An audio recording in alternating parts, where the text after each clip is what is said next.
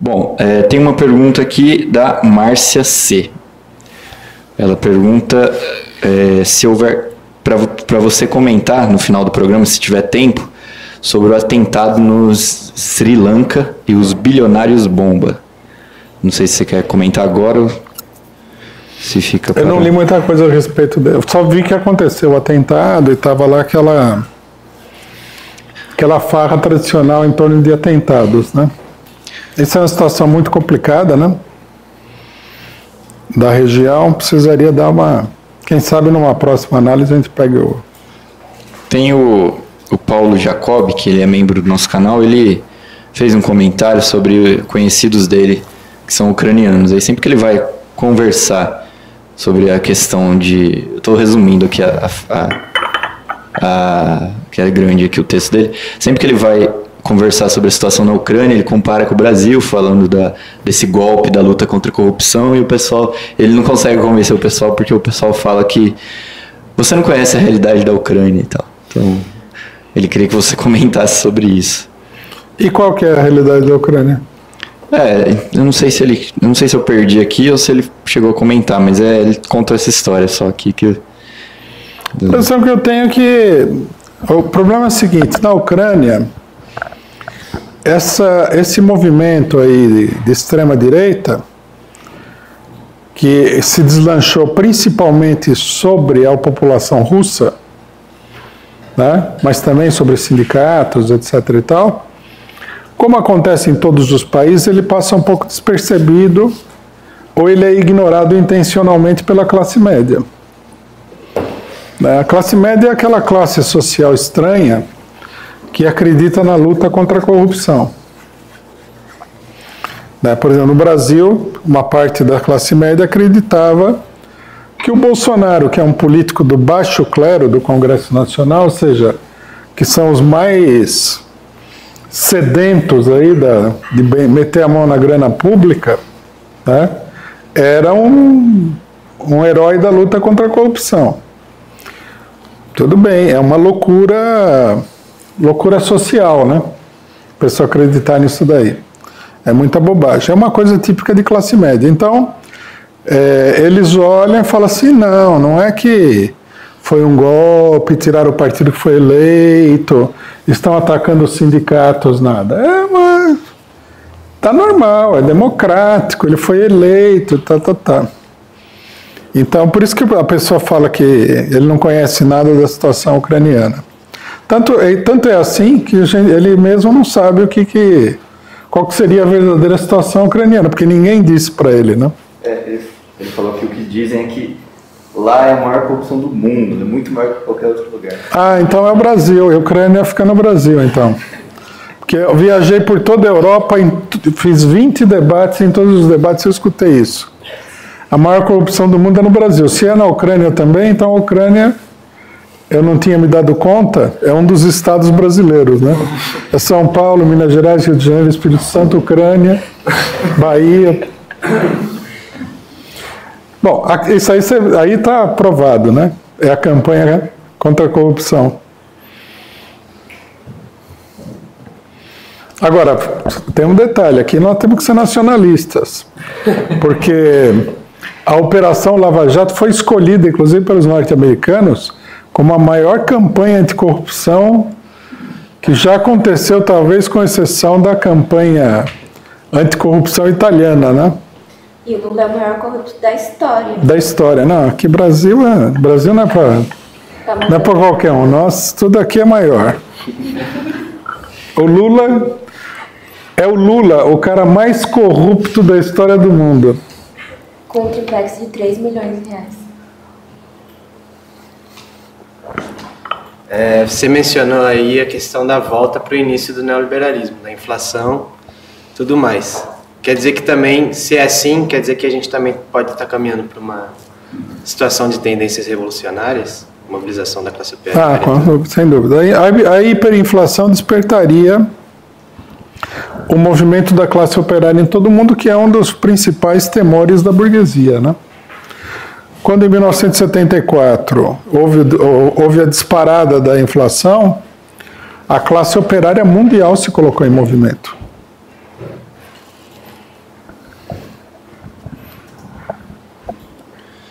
Qual que é a situação da esquerda na Ucrânia?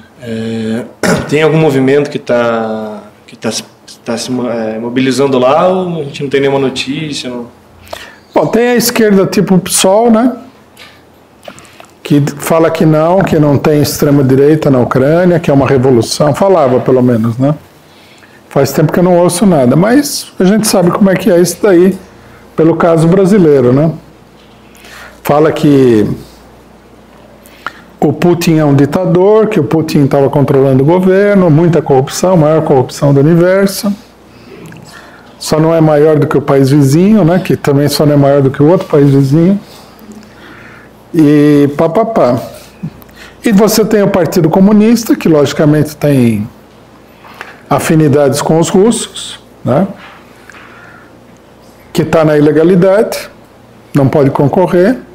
E você tem o partido da esquerda, digamos assim, oligárquica, que era o partido que foi derrubado, do Yanukovych, que era aliado da Rússia. Oligárquica aqui, logicamente, entre aspas, né? Porque os governos imperialistas, a burguesia imperialista, a burguesia dos países imperialistas é o pior tipo de oligarquia que já surgiu no mundo até hoje, né? Bom, eu queria agradecer novamente a Jack Goulart, que é nova membro do canal. E também você pode se tornar membro, mas continuar contribuindo com a gente com o Superchat, né? Como fez aqui o Vertov, que pergunta o seguinte: Rui, é possível que a deterioração política e econômica da Ucrânia leve a uma fragmentação do país? É possível. Tanto que o país já está dividido, né? E, num certo sentido, acabou sendo fragmentado porque os russos ocuparam a Crimeia, né? Uma coisa que a gente deve esperar em todos os países, e a gente deve também ficar atento no caso brasileiro, é a destruição dos países. Para o imperialismo, é uma coisa maravilhosa. Em vez de ter um país de 8 milhões de quilômetros quadrados, que nem o Brasil, 220 milhões de habitantes, você ter 10 paizinhos minúsculos, ou 20, ou 30, com população minúscula, é mais fácil você pisar em cima, jogar um contra o outro. Isso daí a gente não deve ter dúvida. Eles estão fazendo isso em todos os lugares. Felizmente, em muitos lugares há uma resistência encarniçada. Síria, por exemplo. Não conseguiram até agora dividir a Síria. Iraque, não conseguiram dividir o Iraque até agora, apesar de que a ideia era destruir completamente o país. A Líbia quase foi destruída. E vários países da África, por exemplo, o imperialismo foi diretamente responsável pela divisão do Sudão, né? Logicamente que por motivos humanitários, que é muito importante, né? A gente nunca deve subestimar o humanitarismo de pessoas como Trump.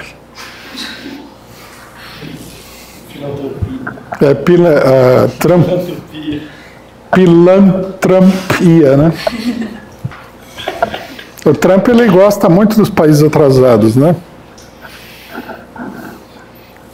A gente tem até a frase dele, né? Asshole countries.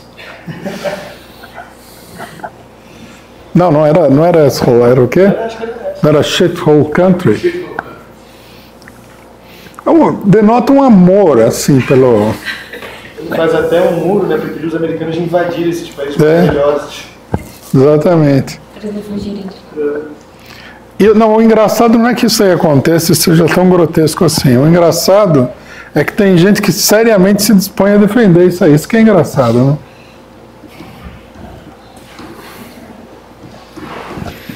Rui, a queda do golpe no Brasil influenciaria nos governos golpistas na Europa? Se o golpe fosse derrotado aqui? Sem dúvida. O Brasil é um país-chave nesse sentido, né? Você vê que o golpe no Brasil foi um balde de água fria em todos os países latino-americanos, né? Que é o país maior da área, né? É como a China, como a Índia, como a Rússia, é um país decisivo. Tanto que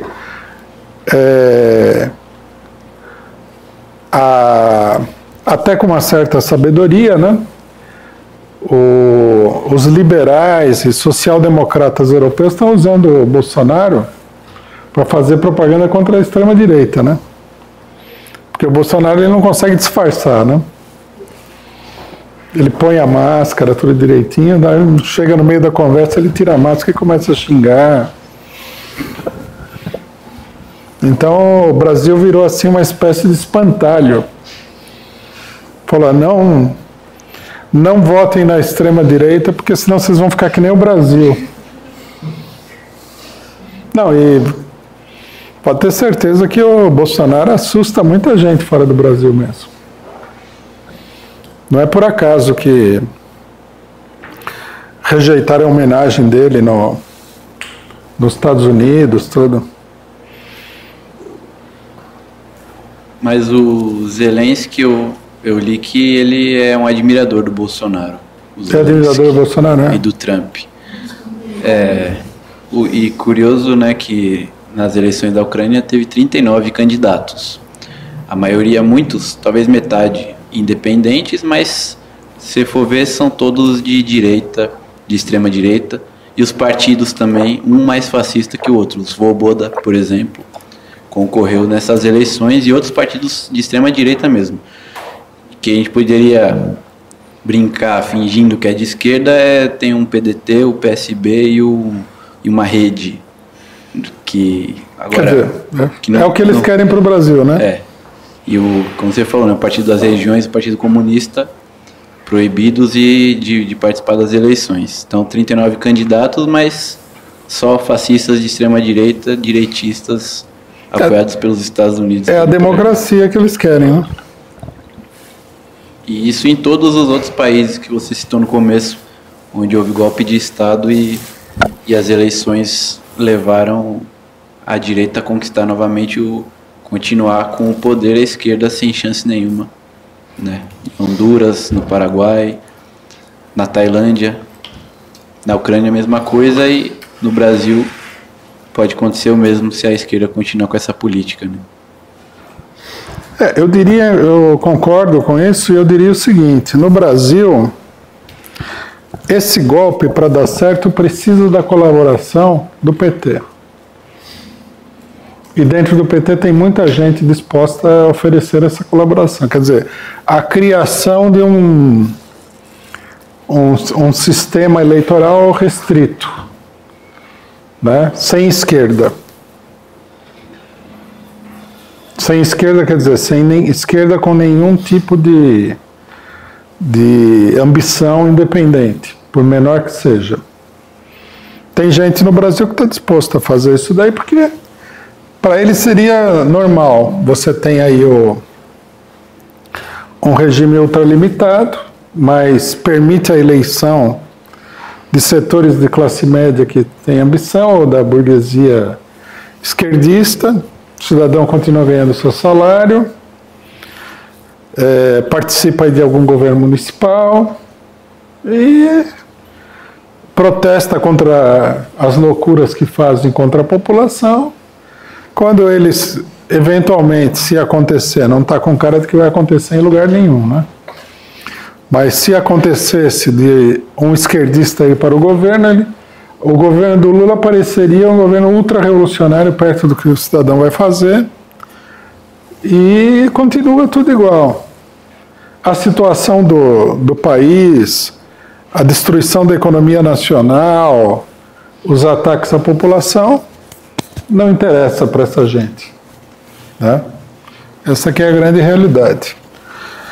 O Brasil, nesse sentido, é um país, digamos assim, que está meio fora do padrão, porque, contrariamente à maior parte da esquerda internacional, com exceção da Venezuela, a esquerda brasileira é uma esquerda que se formou durante um longo período.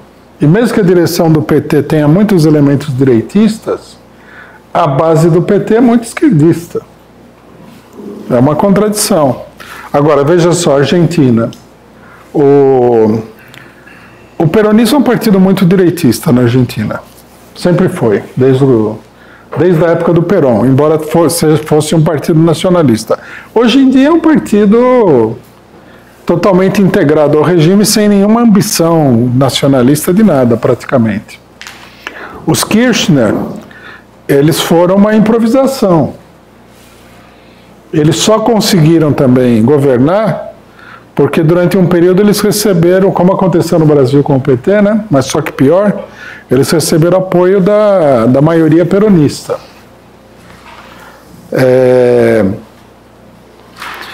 O Evo Morales foi improvisado também, apesar de que o movimento que deu origem ao governo Evo Morales era um governo muito forte. O Rafael Correa também era um partido improvisado, tanto que desmanchou como um castelo de cartas aí com essa manobra do Lenin Moreno. No Brasil, a esquerda é mais tradicional, resultado de uma evolução muito grande da classe operária brasileira.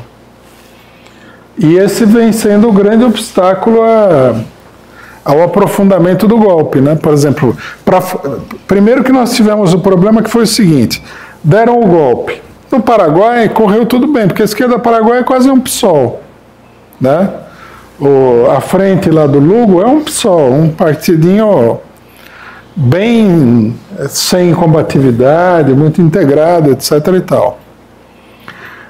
Em Honduras, eles atacaram o partido do Zelaya, porque o Zelaya tinha uma certa base popular. Foi muito atacado e acabou se encolhendo, né? Então eles tiveram mais facilidade de dar uma aparência mais democrática para a coisa. No Brasil, tiveram que prender o Lula, já todo mundo olhou e falou: epa, isso aqui não é normal, não parece normal para ninguém, né? Nem para a direita, nem para a esquerda, nem para ninguém. Aí prenderam o Lula ganhou o Bolsonaro. Tudo bem que a imprensa brasileira, a imprensa golpista, fica lá batendo para parecer normal, mas todo mundo sabe, né? Não tem quem responda o argumento. Se o Lula tivesse na eleição, ganhava o Lula, né? Então, quer dizer, já é uma situação precária do golpe, né? O PT, a CUT, o MST, todos os movimentos sociais formam no Brasil uma esquerda não apenas grande, como com certo enraizamento popular, com certa tradição de esquerda. Coisa que nos outros países não é bem assim, né? E a esquerda aqui, a direção petista, por mais que ela queira levar adiante uma política de colaboração de classes, ela tem o problema de arrastar a sua base junto, né, que é muito grande. E que no seu miolo central é bem esquerdista, bem politizada também. Então você vê, por exemplo, os uruguaios, né, eles arrastam a base deles. A Frente Ampla é uma organização muito conservadora. Do Brasil parece uma revolução, né? Mas vista de perto, né, o Ciro Gomes é revolucionário perto da Frente Ampla. Então, é mais tranquilo. Agora, aqui o pessoal, o golpe de um setor do PT é: vamos esquecer o Lula.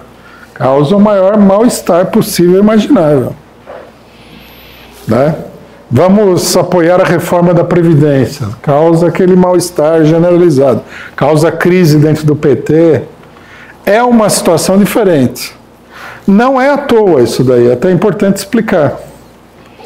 Porque no Brasil a ditadura foi derrubada em grande medida pela mobilização da classe operária brasileira. Foram os estudantes que começaram, os operários que definiram a situação. As greves do ABC, né, como parte do movimento da classe operária, estão no centro da luta pela derrubada da ditadura.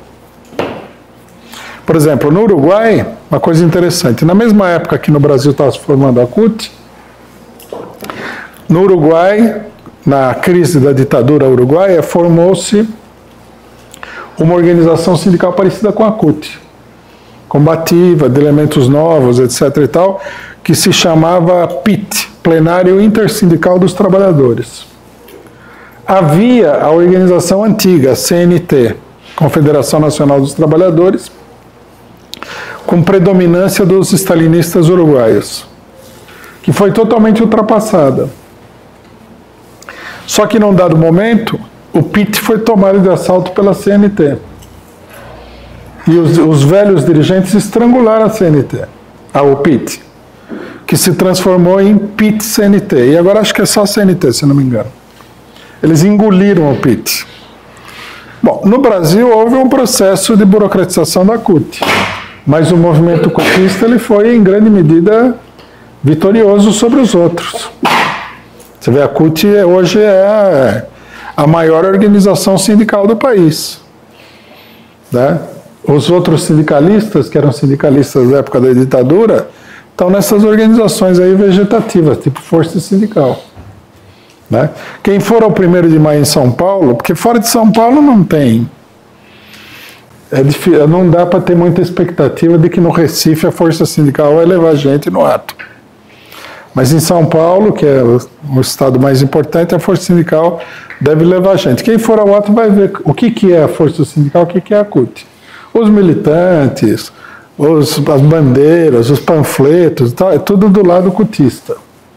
E a força sindical é tudo cara contratado, eles vão numa empresa e contratam os figurantes, literalmente, não é uma piada, não é uma brincadeira, para segurar uma bandeira, segurar um balãozinho escrito força sindical, porque eles não têm absolutamente nada de militância. Então a situação brasileira nesse sentido é a mais crítica. E o Brasil é o país mais importante, o que dá uma ideia, né, do nível de crise que nós temos na situação mundial. Você vê que o imperialismo tem dificuldade de controlar esses países como o Brasil. China tem uma margem de independência política e econômica, não é nem total e nem nada parecido com isso, mas é relativamente grande. A mesma coisa com a Rússia, né? Aí você tem Brasil e Índia, os 4 grandes da segunda divisão mundial, vamos dizer assim, né? Por aí dá para ter uma ideia do tamanho da crise capitalista. É difícil de controlar esses países. No caso do Brasil é fácil controlar o Michel Temer, mas é difícil controlar o povo, né?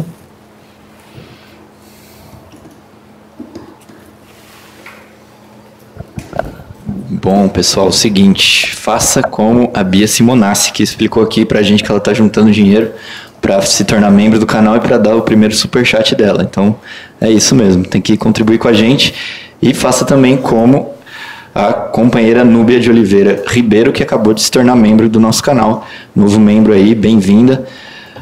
Núbia de Oliveira Ribeiro, é isso aí. Contribua conosco com o superchat, se tornando membro, e nos ajude a fortalecer a causa Operária TV.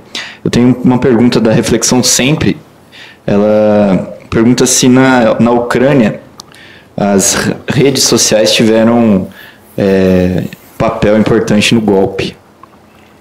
Não que eu me lembre. Naquele momento, a utilização das redes sociais ainda era meio espontânea, né? Depois eles tomaram uma série de medidas para controlar isso daí, e acabou que, entre todas as medidas para controlar o negócio, quem acabou controlando melhor foi a extrema-direita. Parece que o palhaço presidente aí teve uma projeção grande nas redes sociais também. O que mostra que tem algum dedinho aí da extrema-direita internacional, né? O Paulo Jacob, que é membro do canal, ele pergunta o seguinte: voltando ao assunto da Ucrânia, não é suspeito demais que o programa de TV do Zelensky era um personagem que se tornava presidente por acaso? Isso não vem de cima? Caso sim, quem manda? Não, isso aí é totalmente planejado. Isso aí mostra um golpe eleitoral planejado com bastante antecedência. A Globo fez isso daí com o Collor. A Globo, ela fez no horário nobre uma novela que passou durante todo o período pré-eleitoral, que se chamava Que Rei Sou Eu, que mostrava um país que era meio um caos, aí não sei o quê. Ela uma crítica política do Brasil, preparando o caminho para eleger o Collor, que era um palhaço também. Era não, é ainda, porque ele está vivo. Não sei se, será que a gente é processado e falar que o cara é um palhaço? Pode ser pelos palhaços. Pode ser também pelos palhaços, né? Não teve um... O Ciro Gomes não foi processado porque falou que o Kim Kataguiri é um bobalhão? O Boixá. Boixá que já morreu. Ah, já morreu, mas perdeu o processo assim mesmo. O Ciro foi o pessoal de Israel processou ele, porque ele falou que corruptos sionistas, alguma coisa assim. Não pode falar nada, né? Com o apoio da nossa querida esquerda brasileira. Pode falar nada. Não pode chamar o cidadão de bobalhão, que ser processado é difícil, né? Porque bobalhão é, né? Você é bobo. O menino fala, né? Bobo. Daí processa o garoto ali. 5 anos de idade. Ele me chamou de bobo. A gente está com o tempo estourando, né? Eu queria fazer uma última pergunta, então, que não é bem sobre a Ucrânia, mas é sobre leste europeu, de repente, que eu perdi o nome do companheiro que falou, mas ele pergunta sobre a perseguição aos comunistas na Polônia. Como que está nesse momento? Deixa eu ver se eu acho o nome dele aqui. Bom, Uma parte dos comunistas está no governo, né? Dos comunistas, entre aspas, né? Uma coisa que o pessoal tem que entender é o seguinte. Na maior parte dos países do leste europeu, foram os dirigentes dos partidos comunistas que restauraram o capitalismo. Não foi um cidadão que foi infiltrado lá pelos norte-americanos. Os próprios dirigentes dos partidos comunistas se venderam para os norte-americanos. O Putin mesmo era membro do Partido Comunista da União Soviética. O Yeltsin tinha sido secretário-geral do Partido Comunista em Petrogrado. Leningrado, né? Na época. Está cheio desses pseudo-comunistas aí nos governos.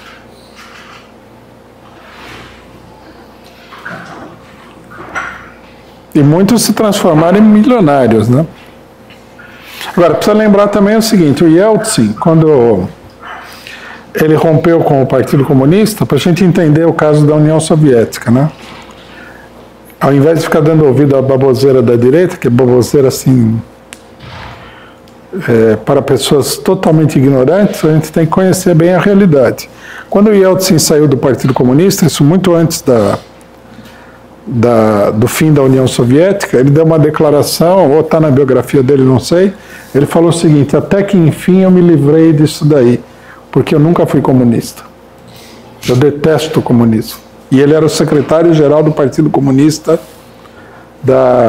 de Leningrado, a maior cidade do país. Quer dizer, os comunistas aí, em grande medida, eram os oportunistas. O Partido Comunista estava no poder, o cidadão entrava no partido para obter privilégios. Não tem nada de comunista.